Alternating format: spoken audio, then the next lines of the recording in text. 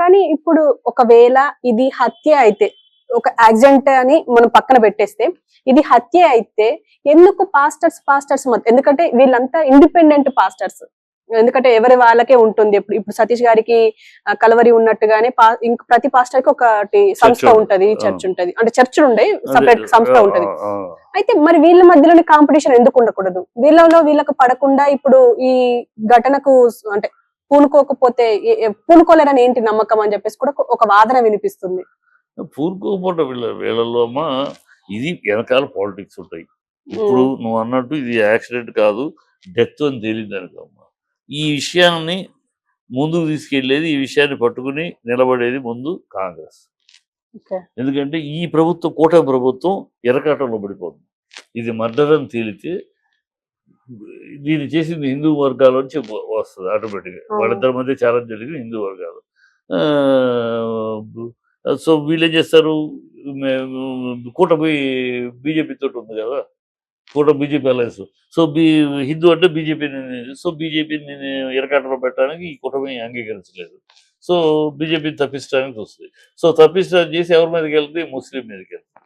ముస్లిం అతను అన్నాడు, ఓపెన్గా అన్నాడు, అతని మీదకి వెళ్తుంది. దానికి ముస్లిం మీదకి వెళ్ళడానికి బీజేపీ కూడా సమర్థిస్తుంది. ఇప్పుడు కాంగ్రెస్ పట్టుకుంటుంది. కాంగ్రెస్ ఈ విషయాన్ని ముందుకు తీసుకెళ్ళి, దేశం మొత్తం తీసుకెళ్ళి, కూటమి ఉన్న ప్రభుత్వం బీజేపీ ఏం చేస్తుంది, ఇలా క్రిస్టియన్ చంపారు, దేశం మొత్తం మీద మైనారిటీలకి సేఫ్టీ లేదు అని మొదలెడతారు. ఈ రాజకీయమే జరగబోతుంది. అది అందుకని ఈ ప్రభుత్వం ఏం చేస్తుంది, ఇది యాక్సిడెంట్ అనే ప్రూవ్ చేయడానికి ప్రయత్నిస్తుంది. ఎందుకంటే యాక్సిడెంట్ లేకపోతే ఈ సమస్య జటిలమైంది అనుకో, వీళ్ళు ఈ ప్రభుత్వం ఏం చేయాలో అర్థం కాదు. సమర్థించాలా, యాక్సిడెంట్ అన్న వాళ్ళు చేసిన వాళ్ళ మీద యాక్షన్ తీసుకోవాలా, యాక్షన్ తీసుకుంటే బీజేపీని ఎలా సమర్థించుకోవాలి, యాక్షన్ తీసుకోకపోతే క్రిస్టియన్స్ని ఎలా సమర్థించుకోవాలి, ఈ ప్రభుత్వానికి ఉండే సమస్య. ఇప్పుడు పవన్ కళ్యాణ్ అనేవాడు, నేను క్రిస్టియన్ని, మతం బాప్టిజం తీసుకున్నాను, నా పిల్లలు క్రిస్టియన్, నా భార్య క్రిస్టియన్, డామ్ డూమ్ డకారని ఇప్పుడు మాట్లాడాడు. ఇప్పుడు అది మర్డర్ జరిగిందని, మర్డర్ అని తేలింది అనుకో, ఇప్పుడు ఏం మాట్లాడతాడు పవన్ కళ్యాణ్? పవన్ కళ్యాణ్ని ఎవరు కంట్రోల్ చేస్తారు? నువ్వు మాట్లాడితేనైనా మన కూటమికి ఇబ్బంది, బీజేపీకి ఇబ్బంది. కనుక నూరు మూసుకుంటారా? నూరు మూసుకుంటే ప్రజలు ఊరుకుంటాడా? ప్రజానికి ప్రశ్నిస్తారు, కొంచెం జుట్టు ఎగరేసుకుని మాట్లాడితే ఎక్కడున్నా పవన్ అంటారా? సో ఈ రాబోయే కాలంలో చూస్తాం మనం. ఈ మర్డర్ అని తేలకుండా, మర్డర్ అని తేల్చకుండా ఇది కేవలం యాక్సిడెంట్ అని ప్రూవ్ చేసే ప్రయత్నాలే జరుగుతాయి. అంటే ఇప్పుడు పవన్ కళ్యాణ్ గురించి వచ్చింది కాబట్టి, పవన్ కళ్యాణ్ కూడా ఇది చుట్టుకునే అవకాశం ఉంది అని అంటున్నారు. ఎందుకు అని అంటే, మొన్న మేము అంత్యక్రియలకు వెళ్ళినప్పుడు అక్కడున్న క్రిస్టియన్ పాస్టర్స్ గాని, క్రిస్టియన్ మహిళలు గాని, వాళ్ళు ఏమంటున్నారంటే, పవన్ కళ్యాణ్ సనాతని అని చెప్పుకోవడం వల్లే ఇవన్నీ దాడులు మొదలైనాయి అని చెప్పేసి అంటున్నారు. పవన్ కళ్యాణ్ సనాతని అయితే ఏంటి సమాజానికి, క్రిస్టియన్ అయితే ఏంటి, అతని వల్ల ఏదో మారు, అంత పవర్ఫుల్ క్యాండిడేట్ ఏం కాదు, ఊరిని అతనికి అంటగడుతున్నారు. పవన్ కళ్యాణ్ ఏమిటి సనాతన అయితే ఎవడికి, సమాజానికి? అతను క్రిస్టియన్ అయితే ఎవడికి ఏం ఊడింది, ఎవడికి ఏం అతికింది? మొన్నటిదాకా నేను క్రిస్టియన్ ఏమన్నా క్రిస్టియన్స్ అందరికి ఏమైనా ప్రయోజనం జరిగిందో? ఇవాళ సనాతని అంటున్నాడు. ఆయన స్వార్థం కోసం, ఆయన యొక్క రాజకీయ స్వార్థం కోసం సనాతని అంటున్నాడు. ఆయన సనాతని ఉద్ధరించడానికి కాదు, ఏం కాదు. సనాతని అంటే అసలు 3 పెళ్లిళ్ళు చేసుకోకూడదు. సనాతనిలో అసలు వేరే మతస్థులకు వెళ్ళడం అనేది ఉండదు. ఈయన ఎట్లా సనాతని అంటాడు? రాజకీయ లబ్ధి కోసం బీజేపీ సంఖలో దొరకడానికి చంద్రబాబు ఎప్పుడు మనకి గెట్టేస్తాడో తెలియదు, ఎప్పుడు తొక్కుతాడో నొక్కితే వేరే ఆధారం కావాలి, కానీ దానికోసం సనాతని అంటే తప్పితే ఆయన సనాతని ఏంటి? హిందువులే మత కలవరాలకి హిందువులే కారణం, హిందువులు తిట్టినాడు, మా నాన్న దీపారాధన లెగిస్తానని నిన్నటిదాకా మాట్లాడి, ఇప్పుడేమో నాకు జ్వరం వస్తే మా నాన్న రామజపం చేశారని ఎప్పటికప్పుడు దేనికి తగినట్టు దానికి వంతపాడి ఏదో మాట్లాడటం తప్పితే అతని దగ్గర ఒక నిర్దిష్ట విధానము, నిర్దిష్ట అభిప్రాయము, నిశ్చితమైన ఇది ఎక్కడుంది? ఆయనకి అంత సీన్ ఎక్కడిది? ఆయన దేంట్లో ఉంటే ఎవరికి ప్రయోజనం, ఎవరికి నష్టం? ఏమీ లేదు. అది ఊరినే గాలివాటంగా పోయే క్యారెక్టరు. రాజకీయాల్లో కూడా ఇప్పుడు అలాగే ఈజ్ బికమ్ ఏ మంచి కామెడీ షో.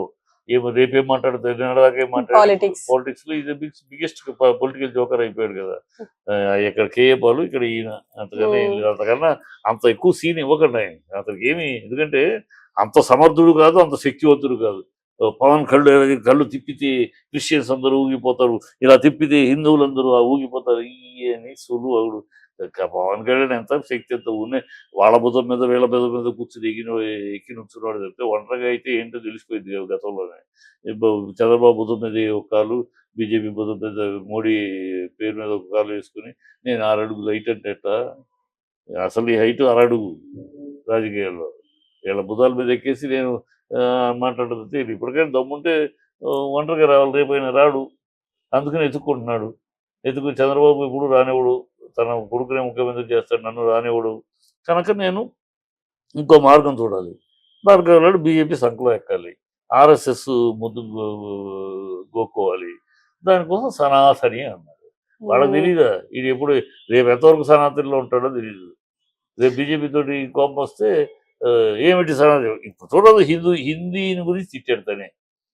హిందీని గురించి తన నోటితోటే హిందువులు ఏం మా మీద రుద్దుతారా, మా భాషను తొక్కేస్తారా రాముడు ప్రకారం. నిన్న మళ్ళీ తప్పేందుకు భాష నేర్చుకుంటాడు. ఇదే గతంలో చెప్పింది. మరి అప్పటికి అది ఏం అతను ఒక విచక్షణ, ఒక వ్యక్తిత్వము, ఒక నిజాయితీ, ఒక నిబద్ధత, ఒక నిలకడ ఏమీ లేదమ్మా అతని గురించి. ఏదో కర్మ కొద్దీ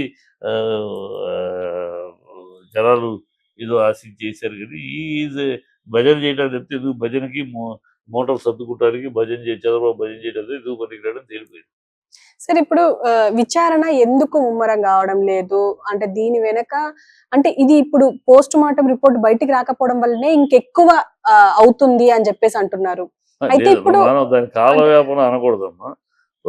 పోస్ట్ మాస్టర్ అంటే పర్ఫెక్ట్ గా చేయాలి కదా. టప్పని 4 గీతలు గీసి వస్తే మళ్ళీ దాని మీద వస్తుంది కదా. పోస్ట్ మార్టం కరెక్ట్ గా లేదు, కరెక్ట్ లేదు. So they are doing it double check చేసుకునే వస్తుంది. ఎందుకంటే ఇది సెన్సిటివ్ ఇష్యూ, మతపరమైన సంబంధమైన ఇష్యూ. సో దీన్ని అలవోకగాను, అసాల్ట్ గాను ఏదో చిన్న 4 పాయింట్లు చెప్పేసి కాదు. అందుకని వన్స్ ఒక డాక్టర్ దాన్ని మళ్ళీ కౌంటర్ చెక్ అలా చేసి పకడ్బందీగా రిలీజ్ చేస్తారు. ఇలా లేట్ అవ్వడం వల్ల మత కల్లోలాలు సృష్టించే అవకాశం ఉంది ఇప్పుడు క్రైస్తవులు గాని అని చెప్పేసి అంటున్నారు. మత కల్లోలు ఎందుకు వస్తాయి? మత కల్లోలు ప్రవీణ్ ఏమన్నా పెద్ద గొప్పగా దేవుని వాక్యం ఆయన ఇతర మతాలను తిడుతున్నాడు. అదేమంటే వాళ్ళు తిట్టారు కనుక నేను చెప్తా అంటున్నాడు. వాడు ఎదవ కనుక నేను ఎదవనే అన్నాడు.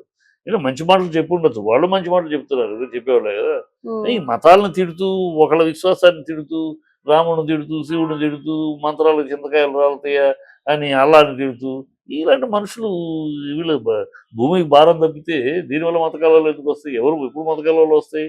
ఒక మతానికి ప్రతీకగా నిలబడి ఆ యొక్క మతం యొక్క నిజమైన విశ్వాసాలను మాత్రమే ఇతరులను కించపరచడం కాకుండా ఆ మతాన్ని మాత్రమే ఆ విశ్వాసాన్ని మాత్రమే ప్రబోధం చేసే వాళ్ళకి విలువ ఉంటుంది.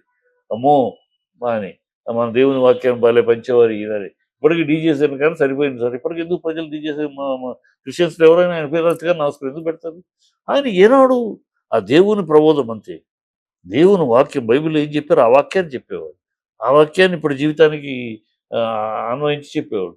అంతేగాని ఏనాడు అసలు ఇతర మత విశ్వాసాల గురించి ఒక్క మాట ఒక్క పదం కూడా వాడేవాడు కదా ఆయన.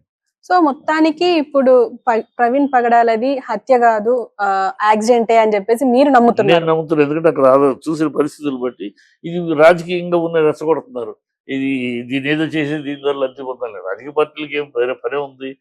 పార్టీలకు అదే పని కదా, ఏదో డైవర్షన్. ఇప్పుడు ఈ ప్రభుత్వానికి కూడా కావాలి. ఇది ఒక అల్లకల్లో ఏంటంటే దీని ద్వారా డైవర్షన్, వాళ్ళ పాలన, వాళ్ళ ఫెయిల్యూరు ప్రజలు పట్టించుకోకుండా ఇక మతం కులాలు ఉంటాయి.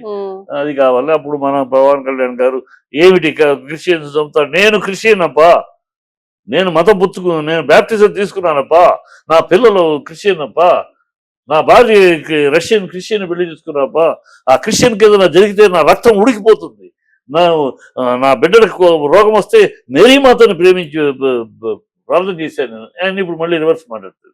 నిన్నదాకా ఏం మాట్లాడాడు, ఇప్పుడు సనాతన అన్నాడు, రేపు మళ్ళీ అవసరమైతే మాట్లాడు. ఆయన ఏదైతే ఎక్కడ ఏమనగా గుడుగు పట్టే బాబతులు మాట్లాడతాడు కదా. అంతే తప్పితే ఈ రాజకీయంగా దీన్ని వాడుకోవడానికి చూస్తూ ఉంటారు. అందుకని రెచ్చగొడుతున్నారు. ఇప్పుడు రెచ్చగొట్టి రేపు అందుకని తేలిపోయింది అనుకో, అందుకు తేల్చాలన్న ఈ రాజకీయ క్రీడలకు అవకాశం ఇవ్వకుండా ప్రభుత్వం అతి తొందరలో మొత్తం పకడ్బందీగా దీన్ని తేల్చేస్తే యాక్సిడెంట్ అంటే చాప్టర్ క్లోజ్. లేదు మర్డర్ అంటే ఎవడు దోషిని ఇమీడియట్ గా పట్టుకుని చెయ్యాలి. అది. Okay sir, thank you.